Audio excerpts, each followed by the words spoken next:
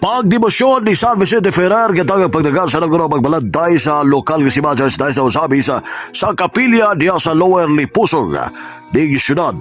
Atol kini sa gipaygayon nga paghalad sa maong kapilya iyon ba pag-blessing pinagi sa naguro magbalanday sa lokal nga simbahan sa usabi sa Most Reverend Martinez Sarmento Mawa DD. Di na maong kapilya nga gitukod pinagi sa donasyon sa yuta o painom ng mga arsobispo nga doon ay tukmang dokumento sama sa deed of sale aron manikaya ang mga posibleng pagbawi nini sa maabot pang panahon. Dugang pa sa arsobispo nga daghan ang nitabo nga mga kapilya nga gibawi sa mga kaliwat o apo sa orihinal nga nagdunar tungkol sa mga kakulang sa lig-on nga kasulatan. Iyang gisgutan usab nga usa sa mga kapilya kaniadto sa Kinasangan Pardo din na napugos silang biyaan sa mga matuon sa maong lugar ang maong kapilya tun kay walay dokumento nga makapamatuon sa donasyon kay niadto pa mang 1,800 na itabo ang maong pagdonar.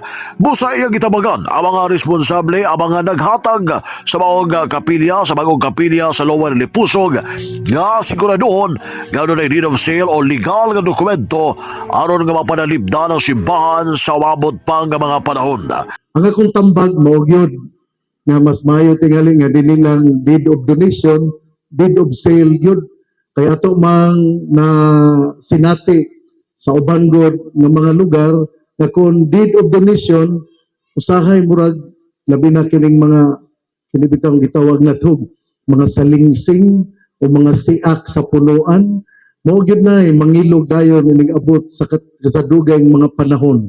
Nahitabo ko na bisan dito sa ako nga kining lugar dito sa Kinasangan Pardo ang among karaan nga kining kapilya dito sa Kinasangan ang simbaha ang kuwago dato ang dalan ana yang nagsangaman to nya mo na gitawag og Kinasangan sus karon ang mga apo kikuhaon man nila nangita man sila sa kamatuoran nga gihatag ng yuta na usaw man ang mga 1800s pa man to na wala may mga kasulatan kaayo naabot sa korte ang korte mingon nga ila maning yuta muna nga ang balaod mo to nga ako sa ganang istorya mi sa nag-donate sa yuta akong gingnan nga may paibutang na sa kasulatan deed of sale muna akong tambag ha primero muna nga Divina og Jonathan Pascovillo nato ni Alma og ni Jessa ang akong tambag mao nga sa kasulatan i-deed of sale lang na para maatong mabutang dito sa archive sa Archdiocese nga dili na makuha sa mga salingsing kana bang mga apo sa mga apo mo man ay mangilogod labi na mamahal man gyud ning yuta nigabot sa mga panahon. Gipasalamatan sa arsobispo ang nagdunar sa yuta di gitukod ang mga kapilya ni San Vicente Ferrer.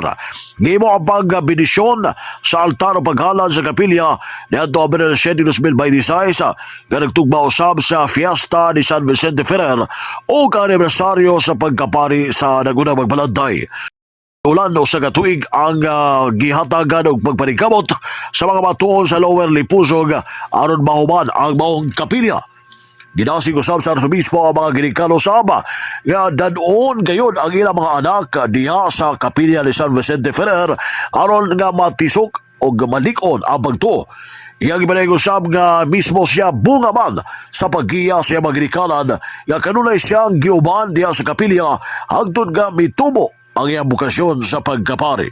Gitagan usab og importansya sa nagunang magbalanday ang debosyon ni San Vicente Ferrer nga matud pa niya nga makatabang sa pagpalaom sa pagtuo pagduo sa katawhan ngadto sa Ginoo. Dugang pa niya nga ang pagtulunan sa simbahan nga nagpunting nga dili lamang sa kinabuhi karon kundi usab sa kinabuhi walay katapusan human sa kamatayon. Sumala pa sa arsobispo ang mga maayong buhat nga nagdalas kaluwasan samtang dautang binuhatan adunay silot.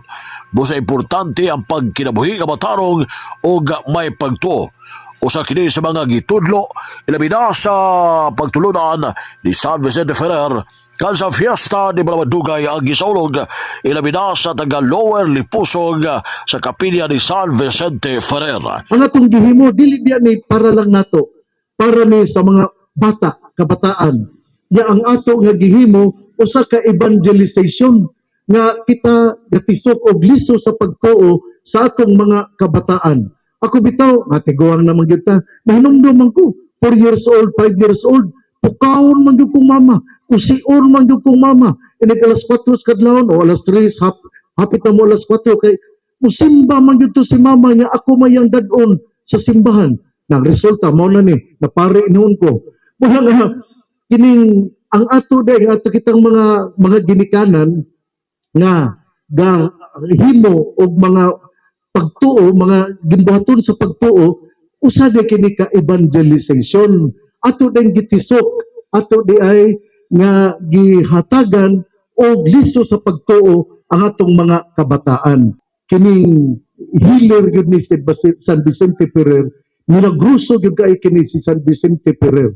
O ang tao na dunay debosyon ni San Vicente Ferrer, dunay gyud mga kaayuhan nga makuha tungod sa iyang pagdebosyon ni San Vicente Ferrer. Ang atimi kamay payag siya na magbalantay sa lokal nga si Church Day sa Usabi sa Archbishop Martina Sarmento Moa Didi nga nagatag og pagdagan.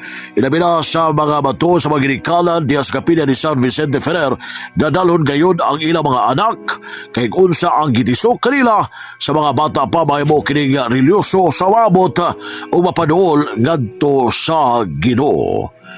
Alang sa DX, dili siya man siya kabalang radyo sa Siba W. Manuel Oron Kinigier. Muduyong si Kasi 75 ngayong Beleo sa lokal nga Siba Church Day sa Usamis na nang sanagpian.